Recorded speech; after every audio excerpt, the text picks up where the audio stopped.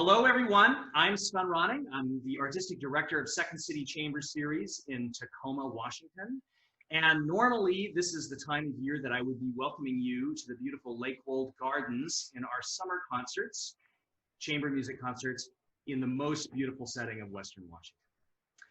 Of course, this year is like no other in living memory, and live in-person concerts are something that don't happen in a COVID-19 pandemic. But unlike similar crises in the past, we do have the advantage of technology to keep us connected even through this time of distancing. And so through the miracle of the internet, I'm welcoming you to Second City's first virtual program entitled Behind the Scenes, or it's a kind of behind the scenes interview with our artists. And we're entitling it Snapshots, as it may give you a window into how the world of the arts is evolving in the time of a pandemic. As you can imagine, socially distanced chamber music is a challenge. So finding a group that could do such a thing might defy the possible. But fortunately for me, I'm intimately acquainted with the talented Bennett family here in Tacoma, composed of the pianist Cameron Bennett, violinist, violist, and composer Korine Fujiwara, and cellist Julian Bennett. So welcome to all of you. And first of all, let me just say that the Bennetts to me are like the Bach family of Tacoma. Every one of them is a distinguished musician in their own right. And they've all performed on the Second City Chamber Series before, but never together. So this is going to be a treat for us. So I'd like to start by talking to the youngest member of the Bennett family, Julian Bennett, as he's performed on the series the most, and he was a student in our Young Chamber Players program from 2012, when he was just a tender 8th grader, until he graduated from high school in 2016. Julian, great to have you here, and welcome back to Second City Chamber Series. Thank you so much for having me. Great to have you. So during the time that you were here, I say that you performed more than any other member of your family, because you played so many things so regularly in all of those years as part of YCP, and you did everything from little duets by Bach when you were really young to the Ravel String Quartet. What's happened to you in the intervening years? I recently graduated actually from the Lawrence University Conservatory of Music in Appleton, Wisconsin, where my entire last term was done online and through distance learning. And so in addition to having all of my classes and everything online, lessons, I also had my senior recital, which is normally a thing that we would do in the chamber hall back at Lawrence, but I did it back in the living room. And so it was very, very weird experiences, including also my online graduation ceremony, which, you know, you sat on the couch, waited for my name to be called and everything. And then within the next couple months, I'm going to be moving down to San Francisco, where I'm going to be studying at the San Francisco Conservatory of Music for my master's degree, which I'm very excited about. Wow, congratulations. You've gone from music whole hog. I can't say I'm surprised. And I had the great pleasure actually of attending your virtual senior recital. I'm going to move on to your mom, who last performed on Second City Chamber Series in 2017 with the Carpe Diem String Quartet. And that was a program that featured some of her own compositions in a kind of folk music concert. And I remember doing the most fun, I think one of the most fun concerts I've ever done on Second City was with you, Korine, is when we did that Dracula's Castle concert back in 2011. And you did this, it was all Hungarian and Romanian music, including by the Hungarian-American bassist and composer John Deák, who wrote a piece called Lucy and the Count, which is about Lucy meaning Dracula at dinner. That was really a hoot. So tell me a little bit about what you're doing this summer, and you have a lot of activities, I would imagine, as a performer, maybe, and certainly as a composer in a time where it's difficult to perform. Well, this summer, usually this summer about this time, I'm not in the United States, but obviously this is a different itinerary. So I've been filling my time. I've written a couple of pieces. I wrote a piece, a commission for Austin Camerata, a string quartet meant to be played, delivered in the Zoom format, but also can be done in the traditional way where we actually have people in an audience. So hopefully that will actually occur sometime in the near future. I've been working on Paganini Caprices on the viola and the violin, but the viola because it makes the violin really easy.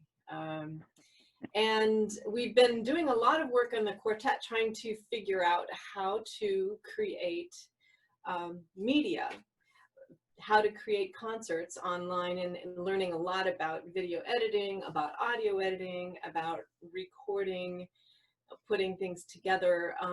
And soon, I think this weekend, we're going to be going out to the Olympic Peninsula for some socially distanced chamber music in the barn, where we normally play concerts with an audience. It's been a treat actually rehearsing with my family, because to play with other people is in the same room is much more rewarding than to create the video collages that so many of us have been doing in this last 3 months. Okay, Cameron, I've kind of called you the patriarch of your family because you're my boss at PLU and the dean of the School of Arts and Communication at PLU. And so by day, your artistic administrator, and by night a performer. Yeah, we went on Second City twice to perform with the Camas Swing Quintet in 2017, and I just remember performing Korngold's Piano Trio with you in 2012. Just an incredible piece of music that was written by Korngold when he was 12 years old. I think we both found that to be absolutely and completely remarkable. I think I probably know what you've been up to more than anybody else in your family, because I see Zoom meetings all the time. But I'll ask, so I won't ask what you're up to, but I'll ask, what have been some of your most fulfilling recent projects? Sure. It's amazing. The last 3 months, I've spent more time at various keyboards than a long time, both the computer keyboard and the piano keyboard. You know, you mentioned that I'm a pianist by night. It's nice being cooped up at home where I can also be a pianist by day occasionally. So it's nice to be able to mix the two a little bit better. The one silver lining out of all of this pandemic has really been just, and you talked about it earlier with Julian, but my fortunate ability to be able to play his senior recital with him from our living room. And obviously we would have been traveling to Appleton at the end of May to go and hear his senior recital at Lawrence, but it was something special to be able to do it with him here and be a part of that. So that was pretty cool. Much of my other work kind of lives through students and faculty at PLU. As they succeed in all the wonderful things that they do, and you're very much aware of all that. It's just been a crazy time trying to put music departments and arts programs together in a time of distance learning. And we've got some really, you talk about Korine being creative, we've got some really creative faculty that have done some great things with Zoom, with other technological vehicles. It's just been really great seeing what they've done. And then now we're in the planning stages for who knows what come September. All right. So now that we've talked about all this stuff, what is it you guys are going to play for us? We're going to do the first movement of the Brahms Trio Opus 114 for viola, cello, and piano.